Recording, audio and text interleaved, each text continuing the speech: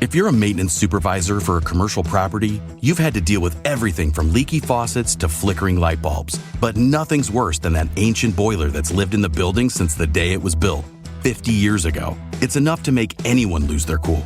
That's where Grainger comes in. With industrial-grade products and dependable fast delivery, Grainger can help with any challenge, from worn-out components to everyday necessities. Call, click Grainger.com, or just stop by. Grainger, for the ones who get it done. Tired of the everyday grind? Ever dream of a life of romantic adventure? Want to get away from it all? We offer you Escape. Escape, designed to free you from the four walls of today for a half hour of high adventure.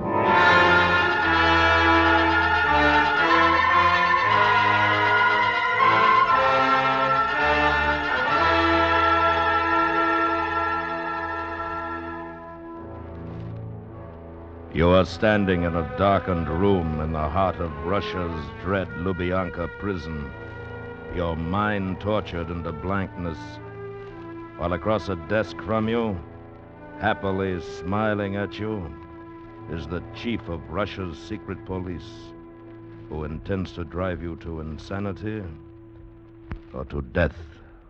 Listen now as Escape brings you John Dehner's exciting story, The Man with the Steel Teeth.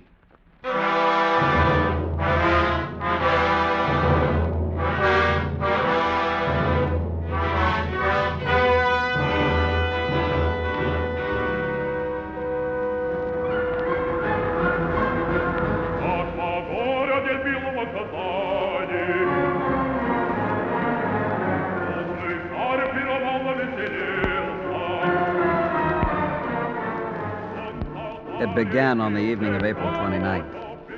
I was seated in my box at the Bolshoi Opera in Moscow, listening to a particularly fine performance of Boris Godunov, when I felt a slap on my shoulder. Я из полиции. Пойдем со мной. What do you want? Пойдем со мной. МВД. What? На двор. Now, look here. What's this all about? You are under arrest. Arrest? What are you talking about? Come. There were two other men with him. Big men. In a moment, I found myself escorted down the corridor, down the grand staircase, and out into the dark street to a black limousine waiting in front. No one said a word as we sped through the streets, the men on either side of me staring straight ahead. Then we rounded a corner, and in a second, I knew our destination. Lubyanka Prison, home of 1,000 ugly secrets, and the dread MVD. We swung down a long ramp and came to a stop at a huge, unguarded bronze door. I was ushered into a small office, bare except for a desk with some filing cabinets. A small, round man in a drab gray suit was standing near the desk watching us. From there, I was taken through another door and steered down a long corridor. It was the cell block.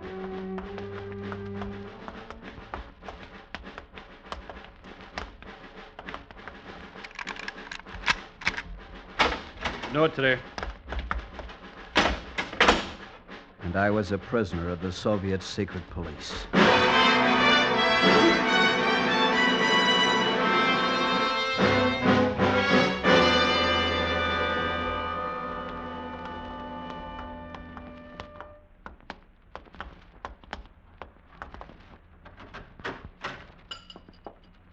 Artel Luttrell. Ah, Mr. Luttrell, how nice.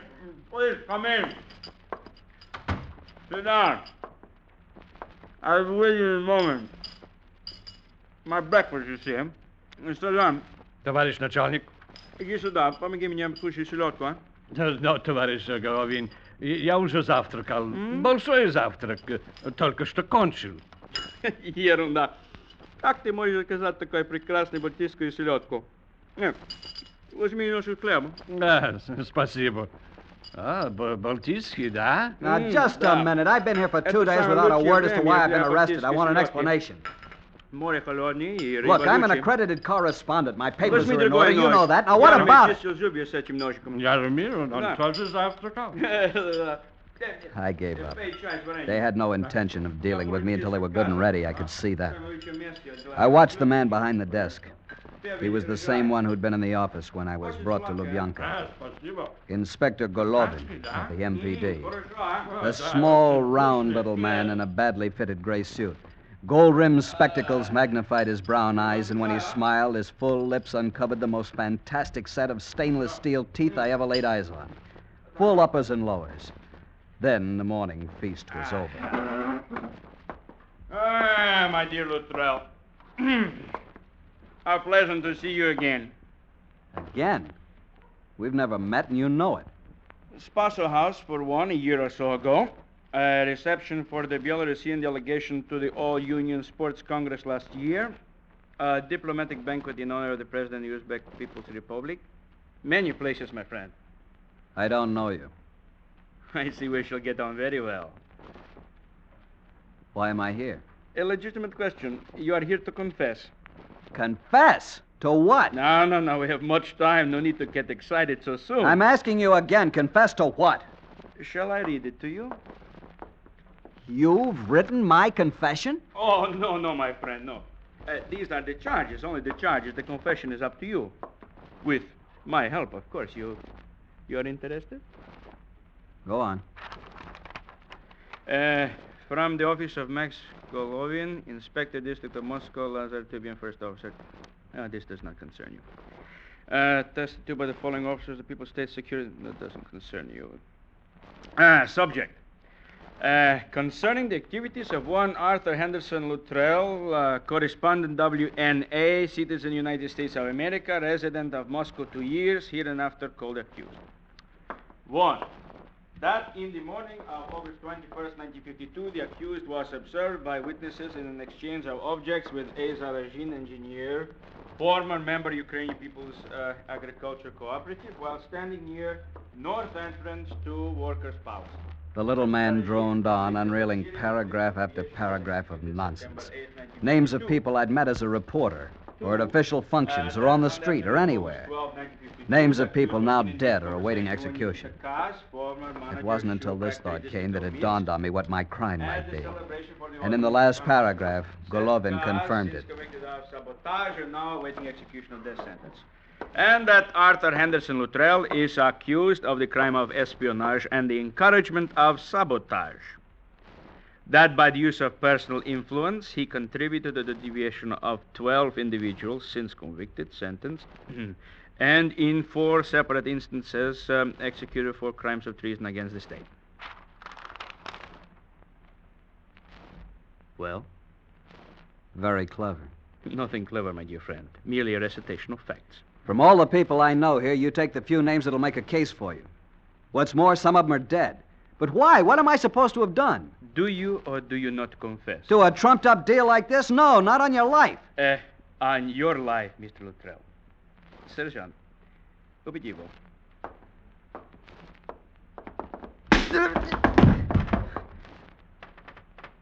You have been asked the question, my dear boy. Do you or do you not confess? Go to the devil. Еще раз. Confess. No. Confess. Confess.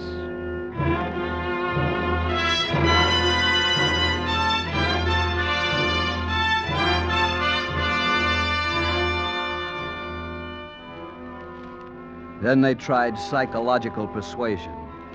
The method? To wear me down to the point of exhaustion when I would gladly sign anything in exchange for a night's sleep. You will confess. You will read from this paper, then you will sleep. No. You will read the following. The charges brought against me are true. I am guilty of sabotage. Read it, Mr. Luttrell. I am guilty. Read it. I am guilty of sabotage and the use of personal influence to encourage political deviation. in sabotage, in others. Go on. Then you will sleep. Go on. In the instances of Nikita Kaz, Alexei Zarajin, Anton Shvernik, and Mikhail Bagratin, I was unquestionably a primary factor in... No, it's not true. It's not true. I will not...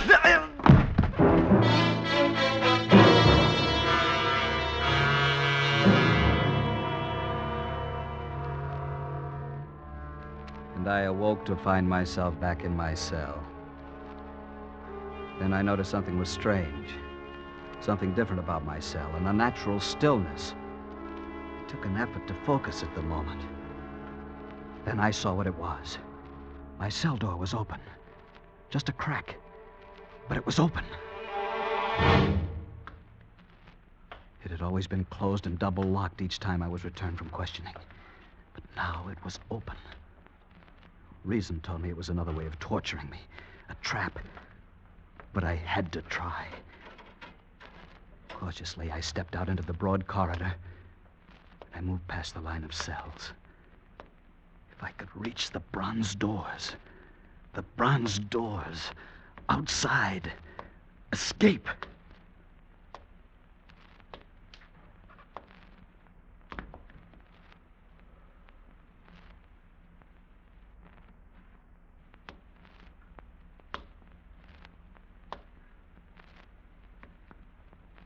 And then I was standing before the door to the office. It was too easy. They'd be waiting on the other side. They'd be there.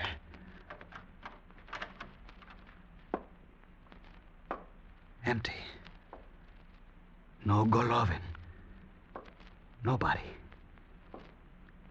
In the corner behind the desk stood a coat rack. On it hung an overcoat and a black hat. I took them, put them on, walked to the bronze doors. And I was outside. Except for a black limousine that stood across the parking area, the place was deserted. Nobody. My first thought was the embassy. If I can get to the embassy, I'm safe. I looked again at the limousine. An official car of the MVD. Trying to be as casual as possible, I went over and looked in. The ignition keys were there. I got in quickly, stepped on the starter.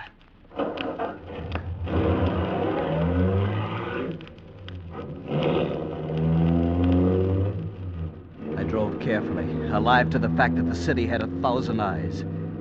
It was early morning. A few cars were on the street. The commissars and sub-commissars, associate commissars and their assistants.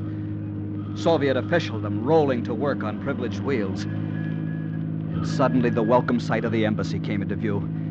It loomed large and took shape as I approached. There was a car parked in front of the main embassy entrance. I pulled up behind it. I was about to set the handbrake when I saw something that turned my blood to water. Not 40 feet from me, leaning against the stone post of the entrance gate, was a man in an overcoat. He was absorbed with a small hand mirror in which he was examining his teeth, probing here and there with his forefinger. It was Inspector Golovin.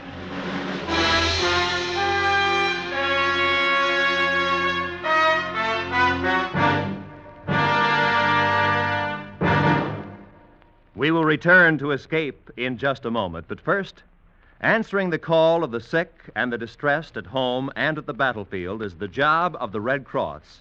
This month, the Red Cross is asking for contributions to carry on this wonderful work for another year. Can we do less than answer the call ourselves? Give as much as you can to the American Red Cross. And now, back to Escape.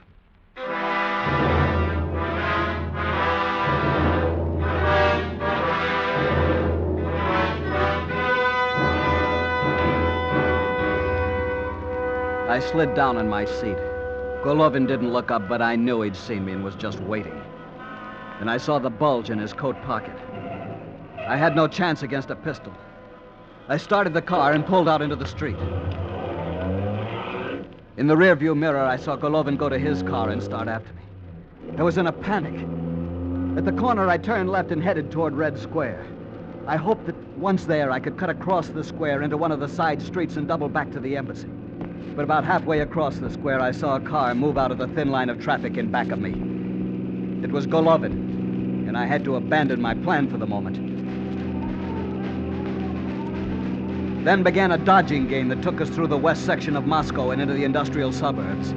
Time after time, I was sure I'd lost him, but he would seemingly materialize out of nowhere and fasten himself onto me. It went on and on until we neared the railroad yards. We were racing down a cobblestone street laced with track. Golovin was closing on me fast. He called my name as his car came alongside, then began forcing me off the road. There was only one way out. I whipped my wheel to the right and skidded onto a bridge. I picked up speed and in a while found myself in open country with Golovin nowhere in sight.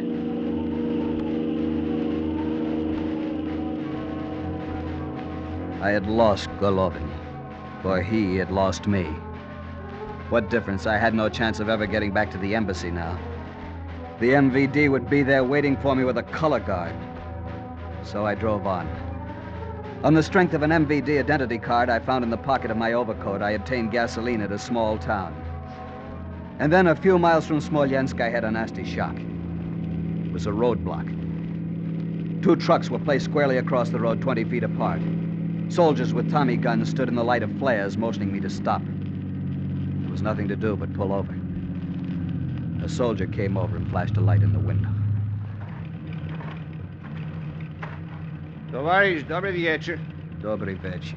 Извините, товарищ, покажите ваши бумаги. О, МВД. Идите. Извиняю, товарищ сержант. Что-то случилось в Демидов. Хотел проверить. Спокойной ночи. Спокойной ночи. The soldier waved me on. The MVD identity card had done it.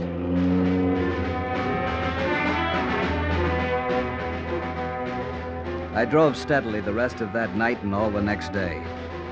Late the following night, I reached the outskirts of Warsaw. The time had come to abandon the MVD car. It had served its purpose, but by now the entire secret police undoubtedly was alerted to watch for me. So I left it at the side of the road and started walking. In half an hour, I was at my destination, the apartment of an old friend. I was on the ragged edge, needed rest.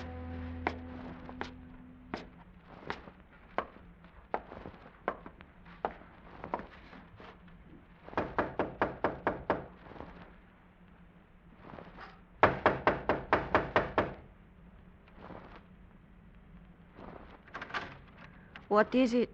Hello, Maria. Chicago. May I come in? Oh, Chicago, you are a ghost. Yes, come in. I'm very tired. Sit down here, my darling. Oh, how good that feels. I will make some tea for you. Such a surprise to see you, my Chicago. What has happened to you? Are you not in Moscow? No, of course you are not in Moscow. You are here. Why are you here, Chicago? Chicago? Chicago. Already you are sleeping. That is good. You sleep, my darling.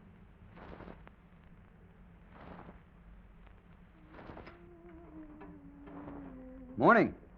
Ah, Chicago. Finally you waked up. But it is not morning. It is 2 o'clock in the afternoon. How do you feel now? You sleep good. Oh, it's heaven. You going to stay awake now?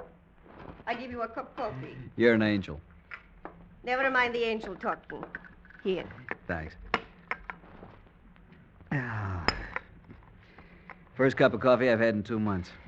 Now, you must tell me, Chicago, what has happened? Where do you come from? Where do you go? Old Cotton-Eyed Joe. Old which? Your question. Where do you come from? Where do you go? Like Old Cotton-Eyed Joe, an American folk song. Oh. Never mind. Sit down, I'll tell you. Oh, I have missed you, Chicago. And when you came in last night, I was very happy. You're still as beautiful as ever, Maria. But I am wrong to talk this way to you. Everything was finished 2 years ago, and so it must remain. I still think we were fools. Shh, now forget. Forget. Now, you in a lot of trouble, eh? Yeah, a lot. You talk in your sleep. What did I say? I could not understand everything, but you kept on killing a man. Golovin. Golovin, that is the name. You must hate him to kill him so much. Well, he gave me a lot of trouble. Oh? What he look like? Oh, a small man, quite small. Maybe a little fat? Yeah.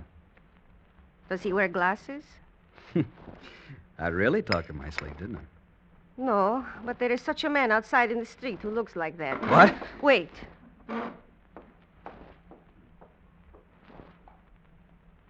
He's still there. Come, look, but be careful. Don't let him see you. Across the street, see? He has been there all day. He was there this morning. He's an inspector for the MVD. MVD? You are in a lot of trouble. All I want is to get to Berlin. Yes, you must leave Warsaw. Can you help me? I think so. I know someone. Can he be trusted? You know my brother, Bronislaw? He's with the communists. I shall let you decide that when you meet him.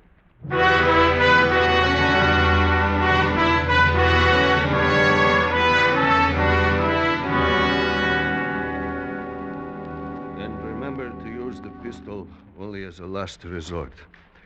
So, go over your cards again, and we shall see if you know them.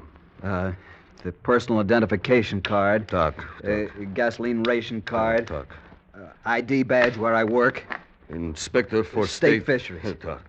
Travel permit. Huh? And work record. Good. Now we go.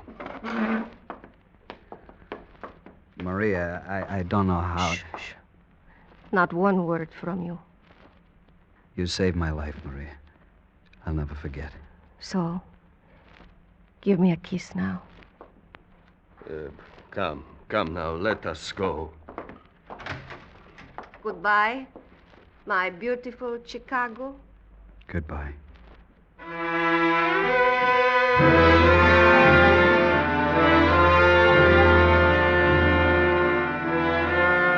Bronislaw led me down the stairs and out the back door to the alley where his car was parked.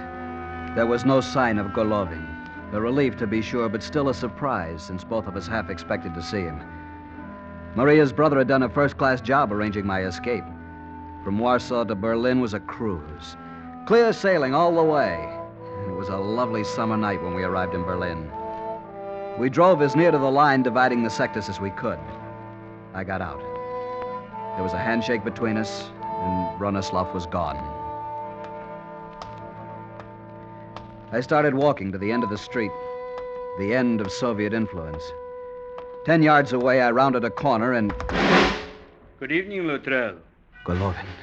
The little man blocked my path so I couldn't get by. His hands were thrust deep in his pockets, a frightening smile on his face. So now it is the end of the road for us, no, Luttrell? For a while, I thought this moment would never come to pass. But now it is all over. As he spoke, he withdrew a small pistol from his pocket. He balanced it casually in his hand and continued talking. It was the end for me. To think, Luttrell, that the whole adventure turned out exactly as I had planned. From the moment you left your cell till now, every move you made as I had planned. I showed you well the way, no? So you're pleased with yourself, Golovin. Fine, but let's get this over with. What? You do not understand, Luttrell. I allowed you to escape. So you could shoot me at the end of the road. Quite the sadist, aren't you? I allowed it so that I could make my own way here. Look, don't play games, Golovin. Games? No games. This entire thing was planned for my escape. Your escape? Mine. By following you, I could give the impression that I was only doing my duty by pursuing an escaped prisoner. A prisoner who, by chance, you understand, led me to here. You still do not believe me, do you?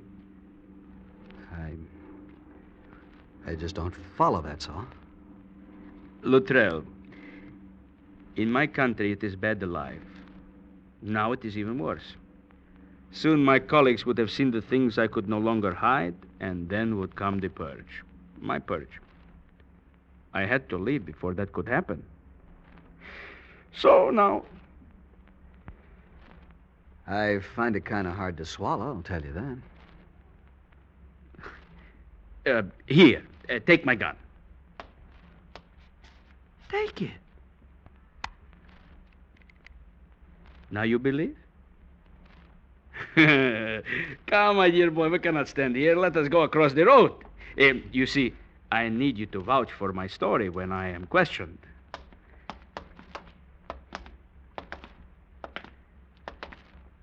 One thing, Golovin. Uh-huh. What would you have done if you'd found that your colleagues were closing in on you? I would have seized you immediately and taken you back to Lubyanka. You were never exactly what you would call safe, Mr. Luttrell. You were my insurance. Yeah.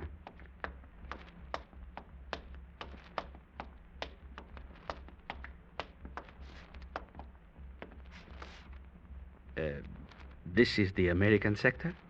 Mm-hmm. My territory now. Oh, then we must seek the military police, and I give myself up. Yeah. Yeah, I guess they would like to have a talk with you. So now, my dear boy... Wait a minute, Golovin. Wait?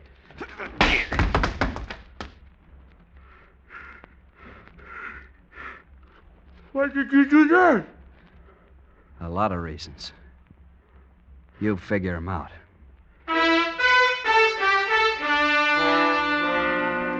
My knuckles hurt. They were bleeding. Golovin sat on the pavement looking stupid. I turned to go, and as I did, he took his hand from his mouth. His full lips hung slack, revealing his steel teeth bent grotesquely out of shape. I shuddered and went to find the military police.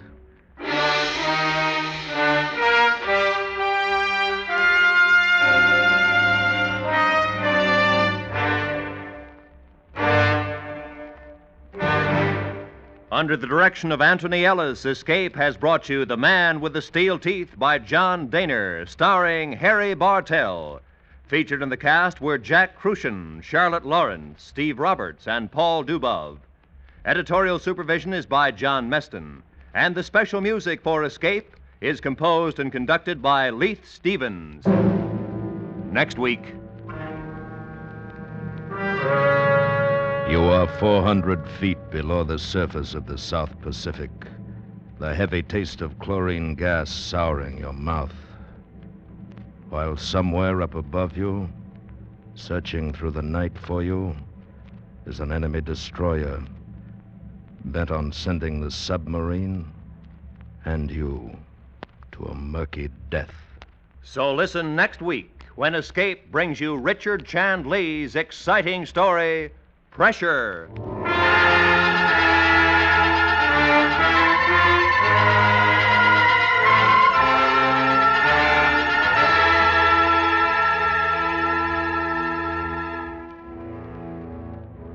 Tomorrow night on most of these same CBS radio stations, Lux Radio Theater presents Dennis Morgan and Virginia Mayo in the thrilling drama, This Woman is Dangerous. Also tomorrow evening, hear John Hodiak in Suspense's chilling production of The Mountain, a story well calculated to keep you in suspense. This is Roy Rowan speaking, and remember, you have a date with Arthur Godfrey's Talent Scouts every Monday evening on the CBS Radio Network.